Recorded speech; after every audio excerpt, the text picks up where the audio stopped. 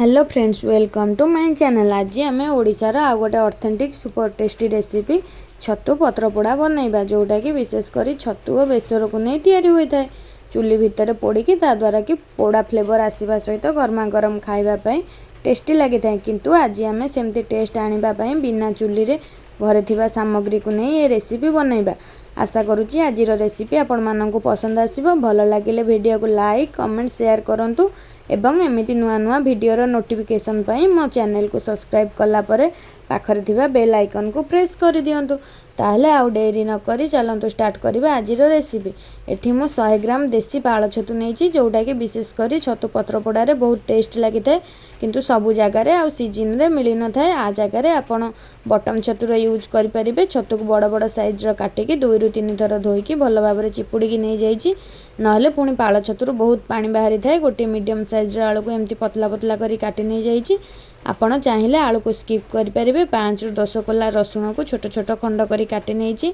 2टी कंचा लंका को काटी नहीं। अल्प धनिया पत्र, गोटे मीडियम साइज रो बिलाती और पियाज को छोट छोट करी काटी नहीं जाइए। सोरिष, जीरा, रसुण और सुखिला लंकार 2 चम्मच पेस्ट नहीं। स्वाद अनुसार लुण, हलदी, लंका गुंड, मीट मसला, जोटा कि छतु पत्र पोड़ारे बहुत बढ़िया टेस्ट दे थाए। आ सहित नहीं सोरिष तेल, बहुत बढ़िया बास्ना और टेस्ट दे थाए। विशेषकर बेसर रेसिपी रे छतु पत्र पोड़ा बनइबा पूर्व प्रथम आम पत्र को रेडी करवा। से मुझे फ्रेश कंचा कदली पत्र नहीं, जोटा कि बहुत आराम से आम बाड़ी बगीचार मिल जाए था। कदली पत्र काटिबा परे मुझे भल भाव धोई नहीं जाइए। पत्र को मुझे 2 भाग कर काटी नहीं जाइए।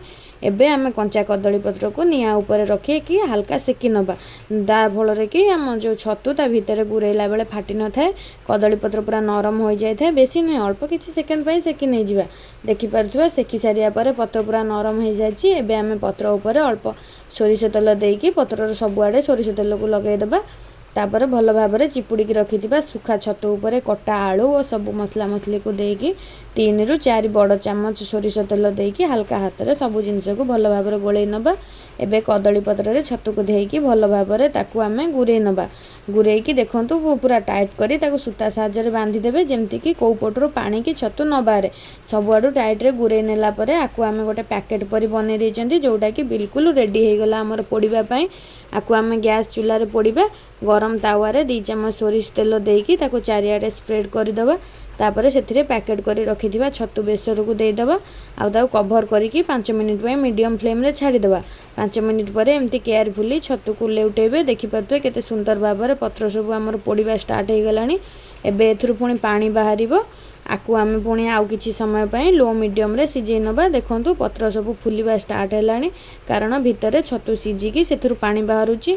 आ बाहरे मध्य पानी देखा जाउची। एई छतुरु पानी पूरा सुखी कि छतु पोड़ीबो। सेतिक बेला पर्यंत आमे ताकु लो मीडियम रे कवर करिकि छाड़ी दबा। आपण देखि पारुथिबे पत्र केते सुंदर भाबरे पोड़ीची। एबे आम गैस रो फ्लेम को ऑफ कर दबा। आकु केयरफुली गोटे जगह को काढी नबा। एबे छतु को खोलिबा। वाओ, आपण देखि पारुचंती केते छतु आमर केते सुंदर देखा जाउची। कदली पत्र रो पोड़ा बास्ना सहित बेसर रो भी बढ़िया बास्ना आउची। आपण सीरियसली एई प्रोसेस रे बनांतु, तापर आपण जानि परबे केते बढ़िया बास्ना हुए तयारी कला बेले।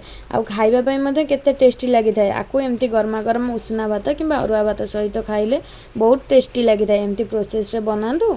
बनैला परे आपन केमती लागिला कमेंट रे मते जणांतु। Thank you.